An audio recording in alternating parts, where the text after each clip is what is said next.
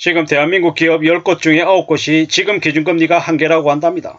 더 오르면 감당을 못한다고 하는데 지금 기준금리가 얼마입니까? 3.5죠. 뭐 앞으로 이제 한 3.75까지는 오를 걸로 이제 추정을 하는데 착각하고 있는 게 뭐냐면 지금 미국의 기준금리가 5.25예요. 7월 26일 날 추가로 올리면 어떻게 된다? 5.5가 된다. 7월 달에 한국과 미국의 기준금리 격차가 2%로 벌어지는 거예요. 그러면 어떻게 되냐?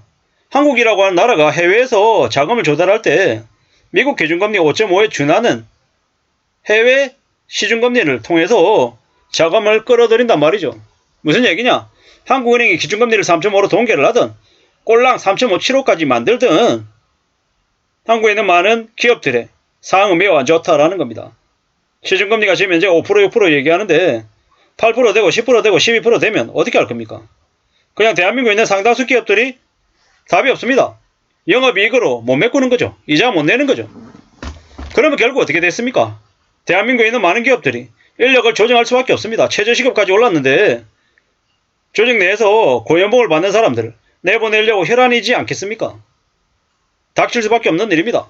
그런데 기업은 기업대로 그러하고 가게는요. 가게들대로 또 미치는 거죠. 가처분 소득 줄어들고 대출 받아가지고 대출 원금 갚고 이자 내고 하려면 투잡세 이자 해야 되는데 지금 다니고 있는 회사에서 밀리면 어떻게 됩니까? 끝장납니다. 절대로 못 그만둡니다. 어떻게 되겠습니까? 조직은 내보내려고 하고 직원은 안 나가려고 안간힘을 쓰고 그 사이에 마찰이 있겠습니까? 없겠습니까? 있을 수밖에 없죠. 이제 점점 더 악랄해지고 더 내보내려고 혈안일 겁니다. 그런데 요즘에 언론 뉴스를 보면 묻지마 범죄가 조금씩 나오고 있습니다. 조커죠, 조커.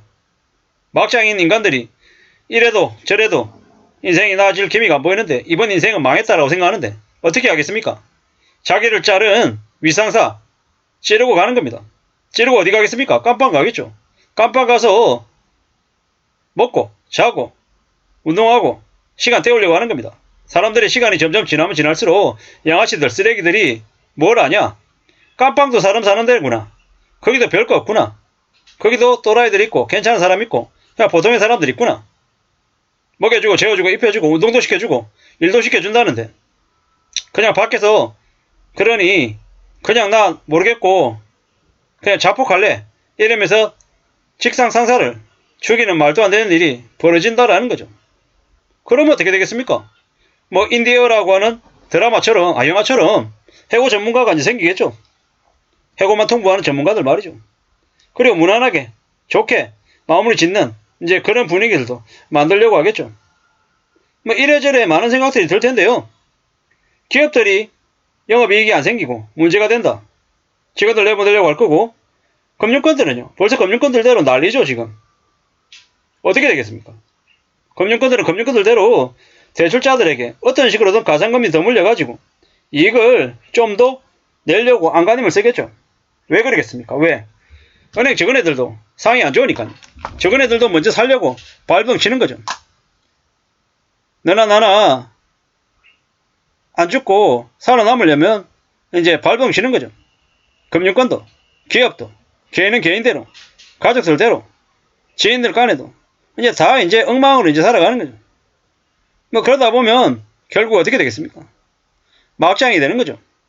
조크가 난무하는 세상이 이제 되는 거라고 봐야 되는 거죠. 결국 지금 너무 엉망입니다. 너무 막장입니다. 이런 생각 저런 생각 별의별 생각들이 자꾸 드는데 잘 살아야 됩니다. 사는 게 절대로 쉽지 않다. 어렵다라는 겁니다. 막막하죠. 깝깝합니다. 이런 일 저런 일 별의별 생각들이 다 드는데 사는 게 쉽지 않다라는 것. 그리고 점점 더 정신 차리고 살아야 됩니다. 앞으로 사는 삶이 더 힘듭니다. 더 빡셉니다.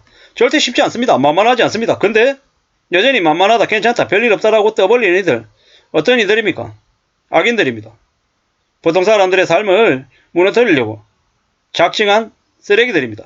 그런 이들의 말에 놀아나서는 안 되겠습니다. 함부로 금방 뭐가 될 수 있는 것처럼 금방 부자가 될 수 있고 금방 잘 나갈 수 있고 좋은 자리를 차지할 수 있는 것처럼 얘기하는 놈들 입을 찢어놔야 됩니다.